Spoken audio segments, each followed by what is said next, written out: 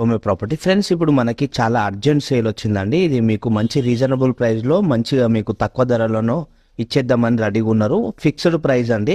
నేను దానికి సంబంధించి నేను కింద డిస్క్రిప్షన్లో పెడతా. ఇది మెయిన్గా లొకేషన్ వచ్చేసి మనకి నాగోల్ జైపూర్ కాలనీకి వెళ్ళే రూట్లో శుభం ఫంక్షన్ హాల్కి దగ్గరలో ఈ ఫ్లాట్ అనేది ఉంటుంది. ఫ్లోర్కి ఒక ఫ్లాట్ ఉంటుందండి. టోటల్గా మనకి 4 ఫ్లోర్లే ఉంటాయి అన్నమాట.